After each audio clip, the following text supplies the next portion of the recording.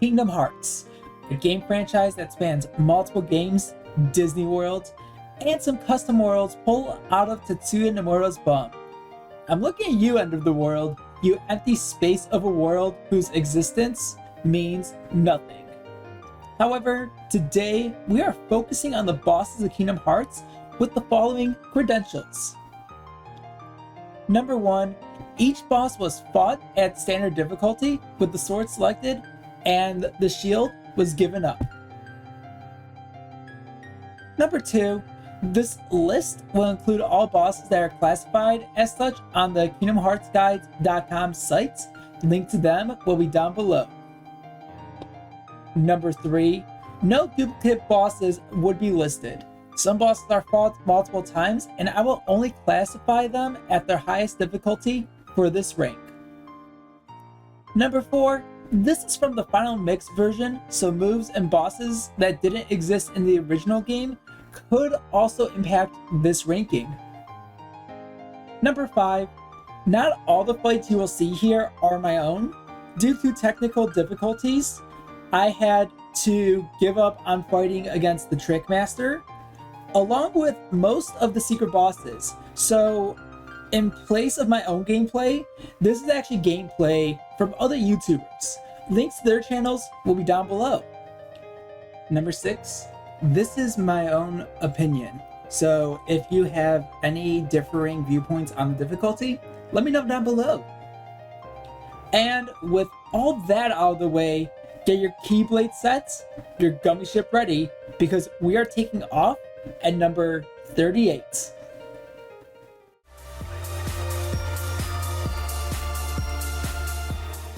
The very bottom of the barrel is Leon from Traverstown. Simple boss, if you could call it that, challenges Sora to a random sparring match. Win or lose, you end up the same.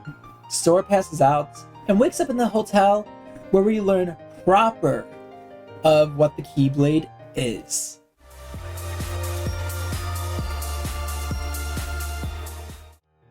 Alright, so Leon was a joke of a boss, so let's make it a bit more difficult with Shark. In Atlantica, once you receive the Trident piece, the Shark becomes an available fight. With a full party on an enemy without even a full bar of health, just attack it and avoid its line of attacks and you should be good.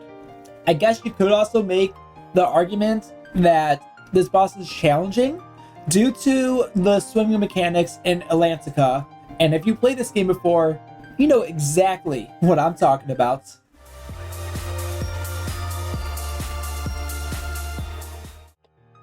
The first boss you fight as a trio, Sora, Donald, and Goofy all together, is the Guard Armor. And it is a good introduction to the team-up system. The name of the game here is simple. Destroy each part of the boss and watch its destruction come apart. This boss is so low because if you counter it, then all of its parts would fall down for a couple of seconds, leaving the ability to just wail on it like the shark. It is important to note though, you cannot deal damage to the center body until its arms and legs are destroyed. So you need to break this thing apart in order to win.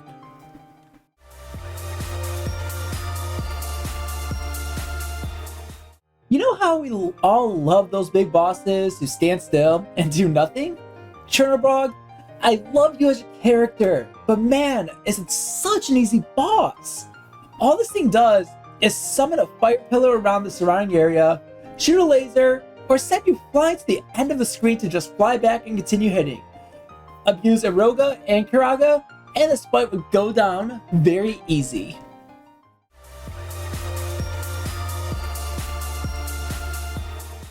Don't you just hate it when you kill something to only have it to be merged together with its manner? Oogie's manner makes its spot here, so all you have to do is traverse its body, if you could call it that. Look, we see Oogie's parts and everything sticking out of this mansion, but you want to call it his body? Whatever, I don't know. And you just have to destroy various dark orbs while dodging fireballs and heartless spawns. So if you're like me, take advantage of this, grind up some levels against those gargoyles.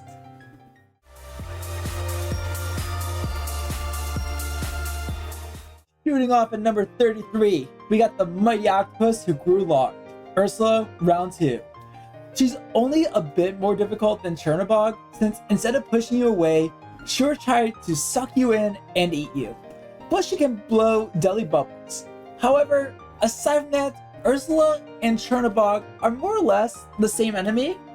I just find Ursula a little more challenging since at this point in the game, you have Cure and Arrow.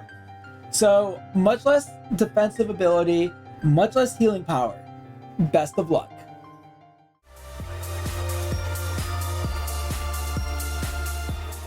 Refer back to number 3 of my credentials. Parasite Cage is here and has a big open gullet for attacking. While both rounds of Parasite Cage are more or less the same, and round 2, the one that's being referenced here, has a pool of poison surrounding the circle, which if touched will slowly chip away at the health. However, where Pinocchio once was is now a giant opening that can be attacked for extra damage and extra health.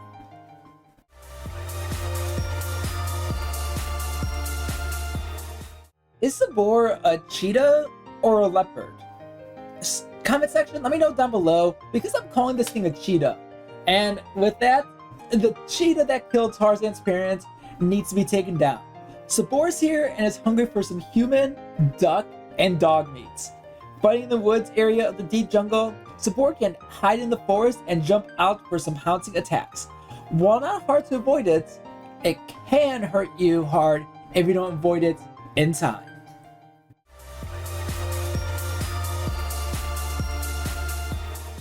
The Juggling Trick Master from Wonderland makes its grand appearance at number 30. While not a hard boss to beat, it sure is annoying. From its long legs and having only the middle body as a target, you can either rely on jumping on the table to combo it, or if you're me, spam fire until it goes unconscious and attack. This thing, given a chance, could also light up its juggling tools on fire and deal even more damage. Don't let that happen. And if you've played Chain of Memories, you know how awful this boss could truly get.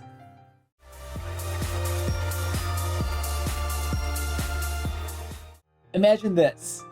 You're seeing a line of pots. No, not the kind of pots that I think most of my viewers are thinking about. I'm talking about these beautiful looking ceramic pots, and you think to yourself, how can I make this into an enemy? And that's exactly what Jafar does in number 29, creating the Pot Centipede. This boss can be tricky since the individual pots between the head and the back cause more targets to spawn. The back can also hit you. However, as long as you break apart the middle, the head can be attacked without any chance of damage coming to you.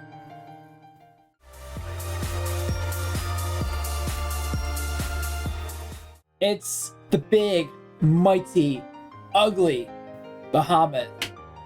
And this Bahamut only has one weakness, as it finds itself in number 28. To deal any damage to this boss, you need to scale its backside and attack its horn. After a certain amount of time, it will bend forward, allowing for a few more hits, but then it goes invincible and rains down lightning, rinse and repeat, and that's all there is to it.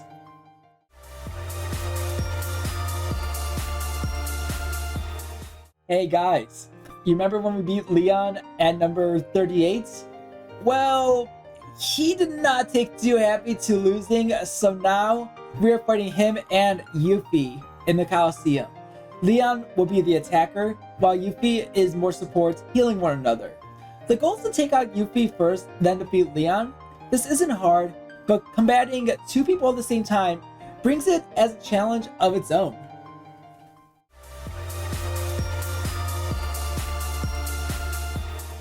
We made it to one of the 4 titans that exists in the Disney Hercules universe. One of 2 who only exists in Kingdom Hearts 1 specifically. We are looking at the Rock Titan, who stomps its way, starting off at the lower end of the lower 20s. Being as big as it is, the only way to damage it is to hit its feet until it stumbles backwards, and just like the Bahamut, scale it and attack more. While it sounds simple, if you're not properly prepared with equipment and magic, this thing can take you out in 3 to 4 hits, causing you to restart the Hades Cup from the 10th seed again.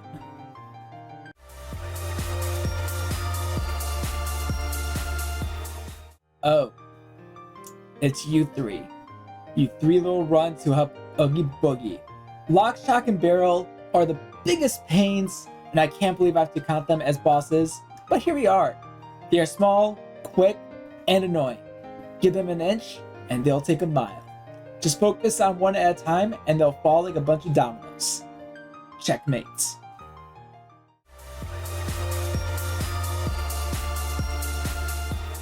The Cave of Wonders was possessed by darkness, so you have to destroy its eyes with darkness to remove the darkness from its entity. Just as any other climbing boss, this one is still the same, however, more annoying. You're only given a couple of seconds to beat up on the eyes until it shakes you off. However, you can also attack its eyes as it slams its mouth into the dirt.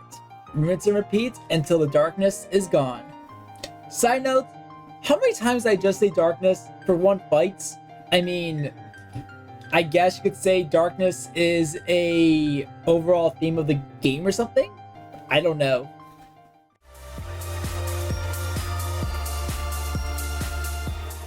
Oh boy, we made it here to the possible worst antagonist ever, and I mean that in a bad way.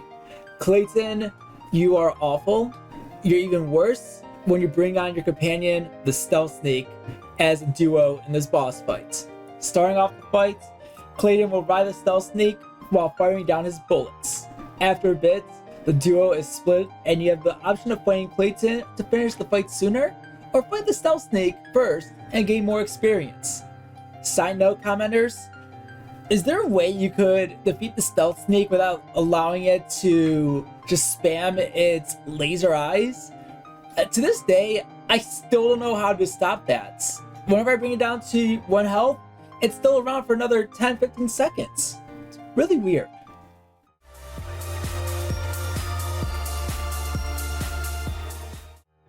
Everybody, I have some terrible news to say. Guard Armor has returned as its alter ego. We are presenting ourselves with Opposite Armor. The same concept stands here as it did for Guard Armor. 5 parts, each one with its own health amount. However, these parts have a lot more defense, and once the arms and legs are gone, the body and head would begin firing shots out of its body. The same rules still apply. Take out all the parts, destroy the body, watch the crumbling of the body go away.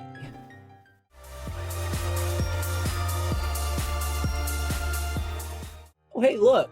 Jafar made a wish to Genie to become an all-powerful genie! Oh hey, sorry, Jafar.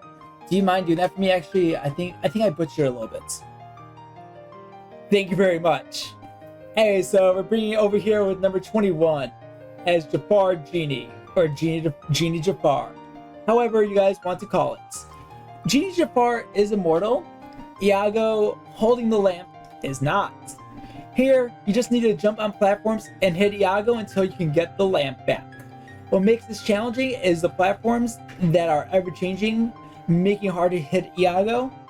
And to make matters worse, the lamp is surrounded by a magical barrier, so only physical attacks can work.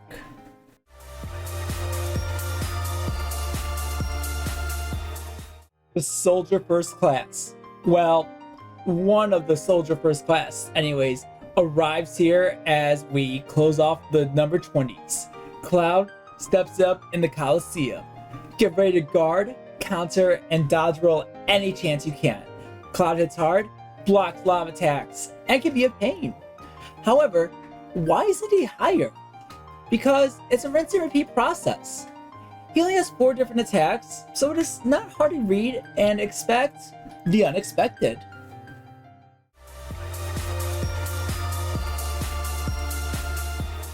We made it to who was supposed to be, in all of our eyes, the final boss of Kingdom Hearts, the Great Witch Maleficent, the mistress of all evil.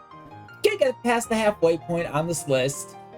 She summons a small rock that levitates in the air and sends out meteors while summoning Heartless to surround her.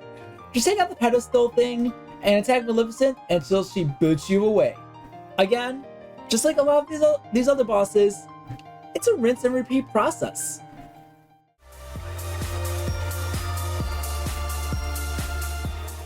The Son of Zeus. In a Disney universe, Hera, Hercules is as cocky as ever when it is a one-on-one fight against Sora. As a god, meaning he has the yellow aura surrounding him, Hercules is invincible, so you need to throw a barrel at it to make him mortal and lay on the damage. The challenge here is aiming and being able to throw the barrels before Hercules charges and attacks you. However, aside from that, Hercules will go down in no time.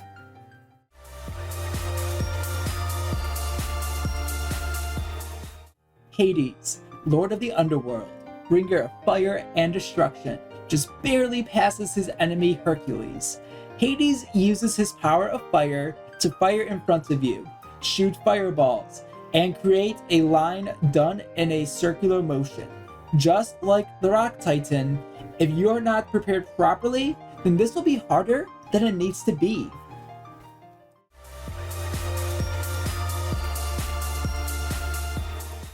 Ursula the Octopus comes in to start off the top 16 with a magical fight and her pot. This fight is much more difficult than Humongous Ursula because to damage her, you need to shoot magic into her magic pot that will cause her to be confused. Rinse and repeat this method, and soon enough, she will go down. Little fun fact, I still don't know if there is a set strategy. I just like to blast fire into the pot.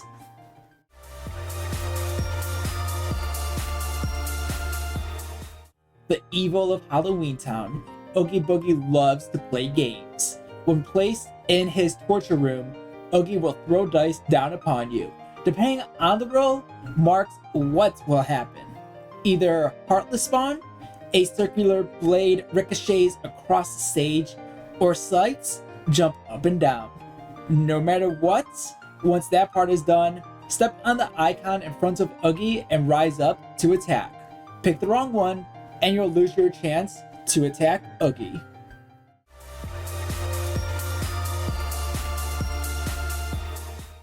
Fool me once, shame on you. Fool me twice, shame on me. Fool me 3 times, and you become my Darkseid. While the first 2 iterations of this boss are easy enough, the third has a few additional tricks up its sleeve. While fighting it solo is easy enough, it's the game of avoiding dark blobs from the sky and shockwaves from pounding on the ground for this one to be so high.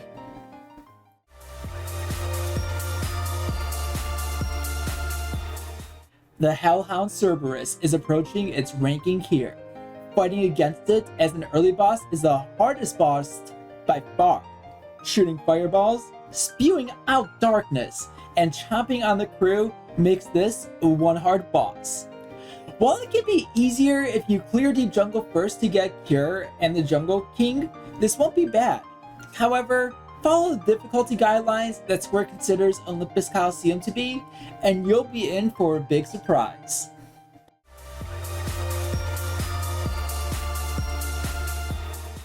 For the longest time, I thought Darkseid was your shadow, but it is actually the anti-Sora that Riku creates in Neverland.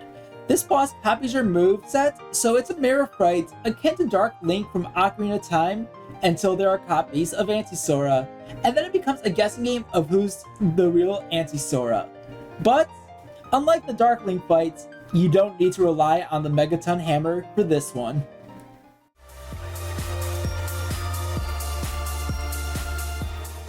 The Wizard from Agrabah presents our good friend Jafar, who loathes the street rat Aladdin. His boss fight is hard for multiple reasons. For one, you can only attack him as long as he's in a hit range from one of 3 platforms. On top of that, he can fly between pillars and even spawn in a location where he can't be touched, ending with avoiding his beam laser, genie attacks, and a blizzard storm in the center of the stage.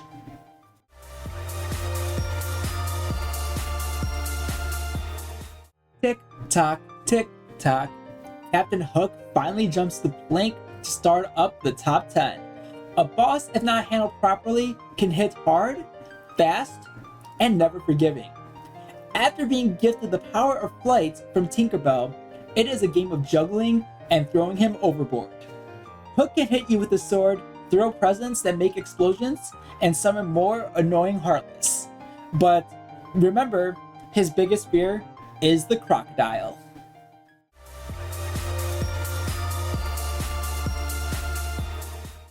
As it is made by Square Enix, the final boss of Kingdom Hearts has to be a gigantic battleship, dubbed the World of Chaos. Fighting against a gigantic Ansem twice akin to a Chernabrog or Ursula, dive into various portals to destroy cores? Finally, to top it off, one final Ansem big boy fight. Congratulations, you complete the main story, but not the list.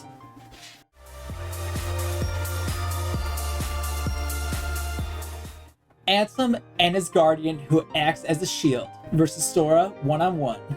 This is an instance of same boss with added feature. That's why only this version is counted for this list. In this fight, Ansem can send the guardian shooting out of the ground akin to something that was seen with Cerberus, but more powerful. Aside from that, dodge roll, hit, and avoid his attacks when he yells, "Submit."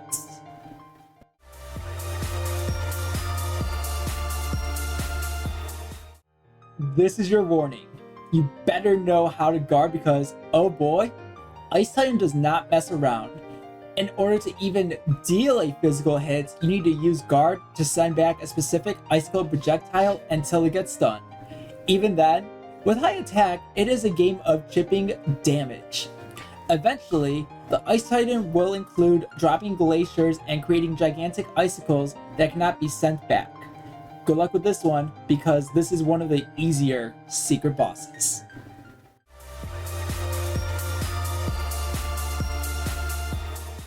Square Enix held a contest to enter your name and design. The winner would have their name be named after a secret boss. That secret boss is Hercules, a boss who would either steal healing items or magic through various orbs. It is a two-stage process of either destroying orbs in its hand or the spherical bubble that it creates, both of which will stun Hercules where the wailing can begin.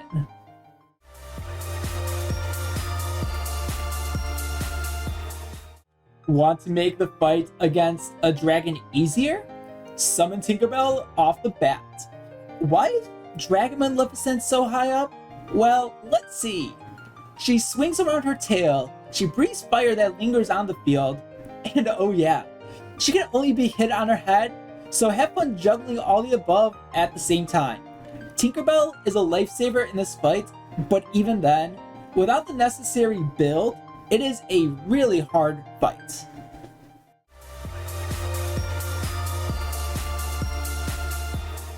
The boss that just loves to be a jerk. Get your MP all the way up and get ready to cast Blizzard, Fire, Thunder, and Stop over and over and over and over and over. Phantom is so high up, not due to its own attack strength, but what is needed. Phantom will have an orb in its stomach of the colors red, blue, yellow, and white, where depending on the color, depends on how to damage it. Red is fire, blue is blizzard, yellow thunder, and white physical. On top of this, the Phantom casts a spell that puts a number on your allies. In order to prevent this number to go down, you need to cast Stop on the clock. If you aren't magic to the max, then this is an impossible fight.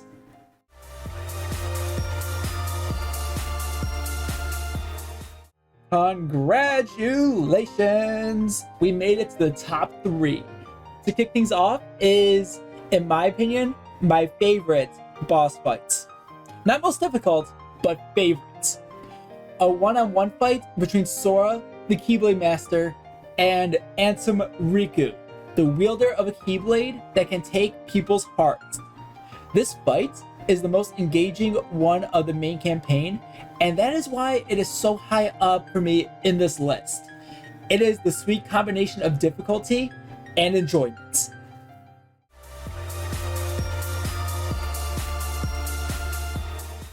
The other first-class soldier and son of Genova, Sephiroth receives the silver medal on my list. He hits hard, creates fire pillars, and has a move called One-Winged Angel that will put Sora to 1 health and lose all of his MP. Plus, the music of One-Winged Angel playing in the background gets me every time. Sephiroth is a scary foe and deserves the spot for that reason alone. What stops him from being number 1 is his ultimate hit can be avoided by gliding and hitting him in time.